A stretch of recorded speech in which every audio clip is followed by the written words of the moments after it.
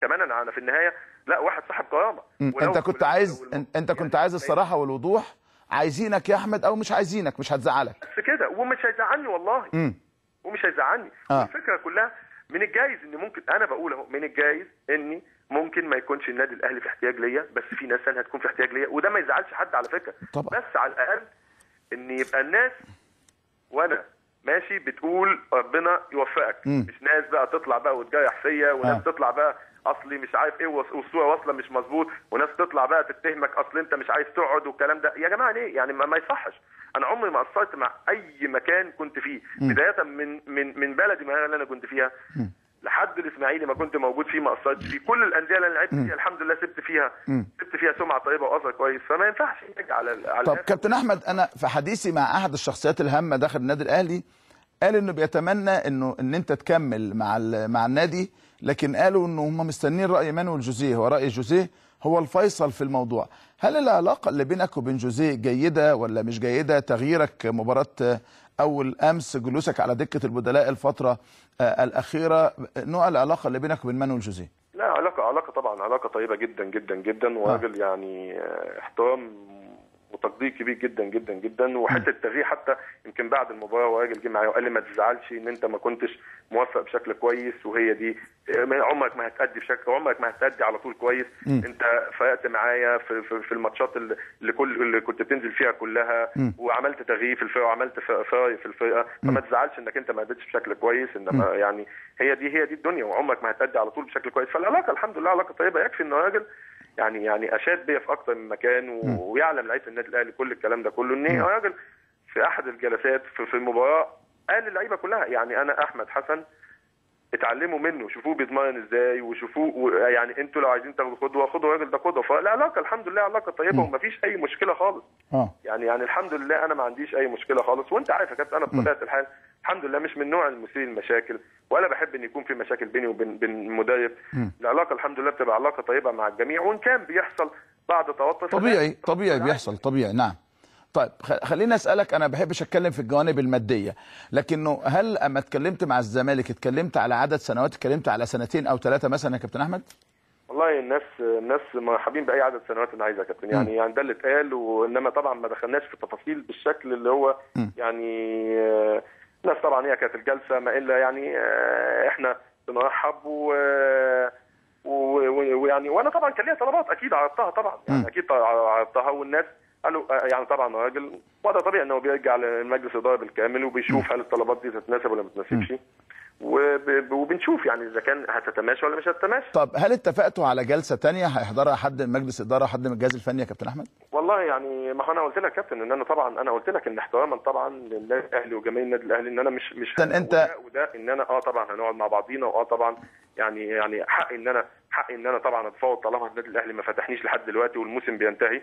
انما زي ما قلت لحضرتك يا كابتن، ودي مبادئ والله يعني هي المساله مش مساله شعارات ولا كلام ولا كده، بس فعلا. والكابتن عادل القيعي موجود وتقدروا تتصلوا بيه وتسالوه لما كان في مفاوضات بيني وبين الكابتن عادل القيعي وانا في اندرلخت رغم ان هو نادي اجنبي. انا قلت له يا كابتن عادلي احنا اتفقنا على كل حاجه، بس مش هوقع معاك الا بعد اخر يوم ليا مع اندرلخت، ورغم ان ده نادي اجنبي والناس هناك بتتعامل باحتراف، ولكن ده احترام من الاماكن اللي انا فيها، لاني انا احب ان انا زي ما بدخل مكان بشكل كويس اخرج منه. يمكن حضرتك لما شفت انا جات بلجيكا بعد سنه الناس استقبلتني ازاي هناك في بلجيكا، فده اللي الواحد بيتمناه بس. طيب كابتن احمد برضو خليني اسالك، انت هتستمر مع النادي الاهلي حتى المباراه الاخيره اذا كانت هتقام يوم 10 او يوم 11؟ طبعا. هل اذا النادي الاهلي في فتره ال5 ايام دول بداوا الكلام معاك وبداوا في صيغه للوصول الى عقد جديد مع احمد حسن، هتفتح الباب ولا الباب اصبح مغلق عندك؟ والله يعني السؤال ده ما يتوجهليش انا كابتن، السؤال ده طبعا يتوجه الاول، ما انا مش عايز اسبق الاحداث، انا الاول لما يبقى في طبعا اكيد طبعا الباب، اكيد لو الباب فتح انا ما هو طبيعي ان انا لازم اسمع، وطبيعي ان انا لازم اشوف كل الامور اللي متاحه قدامي، وطبيعي زي ما قلت لك يا كابتن ان انا مش معقول ان انا بقول الاولويه في الاخر حضرتك تيجي تقول لي لو النهارده الناس اتكلموا مش هتكلم معاهم. طبعا لازم طبعا ان انا اتكلم، ولازم ان انا اتفاوض، ولازم ان انا اشوف واشوف العرض المقدم ده طبعا وضع طبيعي جدا طبعا يعني ما هو ده ما فيهوش كلام خالص طبعا. طيب انه يتكتب في الجرايد وفي كل المواقع ان احمد حسن جلس مع مسؤولي الزمالك امس، وانه النهارده يكون عندك تمرين الصبح، اكيد كان في نوع من انواع الكلام ولو بالعيون ما بينك وما بين الكابتن سيد عبد الحفيظ او حد من اداري النادي الاهلي. لم يحدث على الاطلاق يا كابتن احمد؟ لا خالص. بص يا كابتن، هم الحمد لله عارفين مدى احترافيتي تماما، وعارفين ان انا بتصرف باحتراف، والناس عارفين والناس عارفين كويس جدا جدا ان انا ما بغلطش، لان زي ما قلت لحضرتك يا كابتن انا النهارده لو بتعامل باحترافيه ولو انا النهارده مش باقي على جماهير النادي الاهلي انا كان ممكن عملت ده من فتره طويله، ولكن هم عارفين ان ده حقي في الوقت الحالي، ان انا النهارده راجل الدوري بينتهي بعد 5 ايام او 6 ايام، مفيش حد فاتحك، طبيعي انك انت بتشوف كل العروض اللي مقدمه قدامك.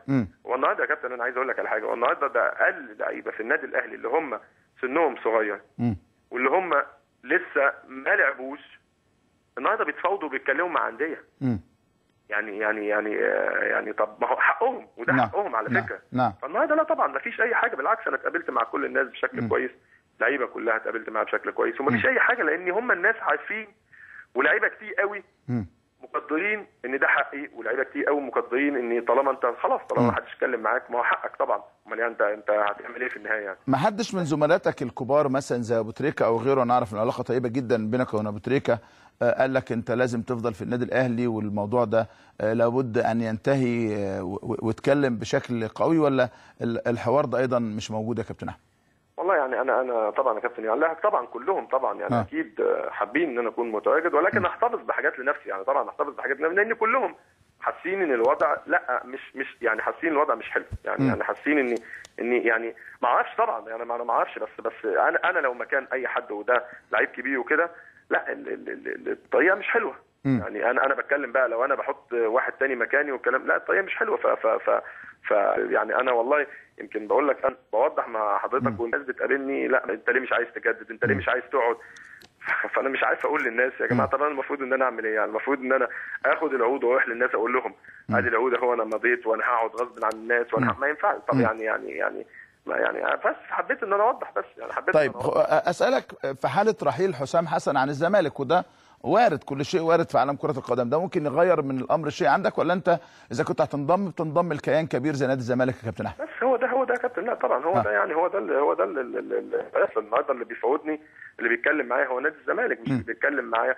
طبعا الكابتن حسام والكابتن هم اللي موجودين في الوقت الحالي، ولكن انت عارف هي دي سنه الحياه ان في مدربين بتروح وفي مدربين بتيجي وفي مدربين بتتغير. فانا بالنسبه لي يعني طبعا انا مش عايز اسبق الاحداث في حاجات كتير كانت شبيه يعني مش عايز اسبق الاحداث، انما بالنسبه لي ما عنديش اي مشكله خالص ان انا اتعامل مع اي حد طبعا.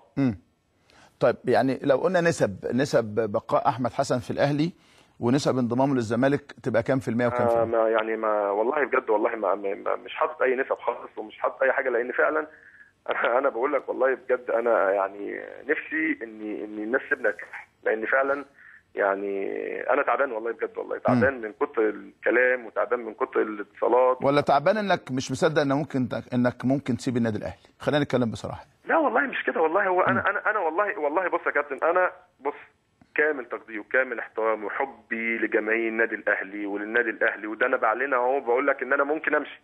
كامل احترام وحبي وتقدير كل الناس بالكامل والجماهير النادي الاهلي بالكامل، انما انا زعلان لطريقه التعامل، مش زعلان ان انا اقعد او امشي، لان انا قلت قبل كده انا بتعامل بعقليه احترافيه. والله لو النادي الاهلي ما محتاجني ما عندي ادنى مشكله، ما عندي اي مشكله خالص، وبالعكس هتمنى كل الخير للنادي، لاني انا عشت فيه ايام حلوه وعشت فيه ايام سعيده وحققت فيه انجازات كويسه، ولكن هو الطريقه نفسها هي دي اللي مزعلاني، طريقه التعامل نفسها هي دي اللي مزعلاني. والنهارده زي ما قلت لحضرتك يا كابتن والله لو النادي الاهلي ما محتاجني ما عندي اي مشكله، في ناس ثانيه هتبقى محتاجاني وبشكل اقوى من النادي الاهلي، ودي زي ما انت حضرتك قلت دي الاحترافيه ودي سنه الحياه، ما فيش فيها اي مشكله خالص بالنسبه لي. كابتن احمد لما حسام وابراهيم انتقلوا من النادي الاهلي الناس قالوا خلاص السن كبر وانه من الصعب بل المستحيل نحققوا بطولات، لكنهم انتقلوا وحققوا بطولات مع نادي الزمالك. هل انت عندك امل في تحقيق نفس ما حققه حسام حسام وابراهيم كلاعب. بتسبق الاحداث برضه يا كابتن، اكيد طبعا. بص يا كابتن، اقول لك حاجه. اولا اول ما رجعت مصر ناس كتير قالت لك احمد حسن جاي خلاص يبطل وجاي يقعد خلاص، صحيح. ويلعب له سنتين ثلاثه في الاهلي عشان ياخد يعمل تاريخ والكلام ده وكده، ويعني جاي اجازه كده يعني، خلاص بقى هو خلص كوره وجاي ايه يريح في النادي الاهلي. والحمد لله قدرت ان انا اكون مؤثر مع النادي الاهلي. اعتقد ان ممكن حضرتك اللي ترد مكاني يعني. انا كنت مؤثر ولا مش مؤثر في الفتره اللي فاتت. صحيح. ولما جت الاصابه ناس كتير قالت لك خلاص والسن وان هو راجل خلاص يعني بعد الاصابه والكلام ده وكده. الحمد لله قدرت ان انا ارجع، ويمكن في مداخله معاك حتى قلت لي حاسين ان احمد رجع 10 12 سنه لورا. صحيح. فهي تحديات بالنسبه لي، وانا سمعت الكلام ده كتير. فبالعكس ما انا بقول لحضرتك ان انا في تحديات عندي وفي حاجات عايز اعملها، واي مكان هروح ليه ايا كان المكان هكون على قد ما اقدر احاول طبعا ان انا احقق المكان ده احسن شيء ممكن، لاني زي ما قلت لك يا كابتن، انا في المكان اللي انا فيه بحاول ان انا اجتهد بقدر الامكان. لما جيت النادي الاهلي دافعت عن اسم النادي الاهلي ودافعت عن فانيله النادي الاهلي، وحققت مع النادي الاهلي ان شاء الله باذن الله 2 دوري، والثالث باذن الله نحققه ان شاء الله يوم الخميس. وحققت معاه السوبر، وحققت معاه الكاس، ورحت معاه كاس العالم للانديه، وحققت معاه بطوله افريقيا، وكان ليا الحمد لله بصمات في كل البطولات دي. اي مكان هروحه تاني نفس الحكايه، هيبقى عندي نفس الطموح ونفس الاهداف، بل بالعكس يبقى تحدي جديد بالنسبه لي. كل ده طبعا ده طبيعي، وانا اتعرضت للمواقف دي كتير. ياما اتعرضت للمواقف دي يا كابتن. انا رايح مع كابتن حسن شحاته في انجولا 2010، ناس كتير قالت لك قوي ده كابتن حسن شحاته واخد احمد حسن مجامله، واخد احمد حسن مش عارف ايه، وخلاص بقى المفروض جيل جديد وكده. ورحت الحمد لله انجولا، خدت احسن لعيب في البطوله. صحيح. ودي تحديات برضه. فيعني انا متعود على الموضوع، ومتعود على نغمه الكلام دي، وان هو خلاص والسن والكلام ده وكده. انما انا في اصابتي دي كان ممكن واحد تاني كان خلاص قال لك انا هتمرن ليه واتعب نفسي ليه. انا قعدت يا كابتن شوبير، انا قعدت 4 شهور ونص متواصله ما بين المانيا وما بين قطر عشان ارجع بشكل كويس. ده صحيح. فده معناه ان انا تحدي بالنسبه لي، مش معناه ان انا بقى انا لو واحد تاني ما انا هقعد واتاهل هنا وما عنديش مشكله، رجعت كويس ما رجعتش كويس خلاص. انا عندي اسم، وعندي بعد، ولو بعدت عن الكوره خالص يعني الحمد لله المجالات كتير، والمجال مفتوح قدامي في اعلام وفي تدريب، وكنت ممكن اروح امسك مدير المنتخب. بس لا، الموضوع بالنسبه لي موضوع مختلف.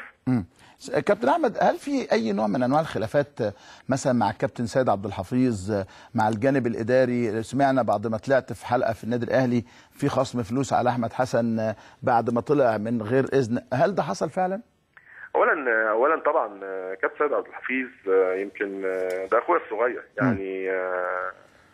يعني خلافات من اي نوع يعني. انا طبعا راجل انا بحترمه جدا، كان معايا في المنتخب فتره طويله، وبقول لك يعني هو كمان يعني بالعكس ده انا اساعده ان هو ينجح في مهمته، مش خلافات والكلام ده. هو كان الموضوع حصل اختلاف في وحتى في مدن عندكم يعني. طبعا انا كنت موجود في قطر وقتها، كانت عمليه، وبرضه عشان الصوره توضح للناس بالمناسبه يعني بالمره برضه، ان هو كان ان انا اتفقت مع مدن وانا موجود، وكانت وقتها العمليه، وكان لسه سيد طبعا جاي يعني، كان الجهاز ده جديد، وانا ما كنتش اعرف ان هم مانعين اي احاديث ومانعين اي خروج في القنوات والكلام ده وكده.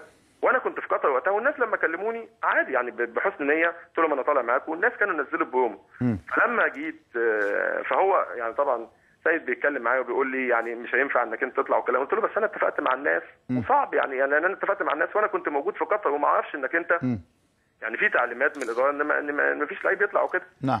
وبالتالي يعني انا بقول لك اهو، انا عارف ان انا طبعا انا ما كنتش اعرف، وهو تفهم الموقف ده كويس، فقال لي بالتالي ان انا هطبق اللائحه. قلت له طبيعي طبعا انك انت تطبق اللائحه طالما انا اخطات، وكمان الخطا ما كانش يعني متعمد، لان انا وقتها كمان كنت بعيد عن الفرقه، وقتها كنت مصاب ولسه قدامي 3 أو 4 شهور على بال ما ارجع من الاصابه بتاعتي. بس انا كنت اديت كلمه للناس، فما كانش ينفع ان انا اتراجع فيها، وانا تفهمت الموقف وهو تفهم الموقف، وبالعكس ما فيش اي حاجه بقى. انا بقول لك ده اخويا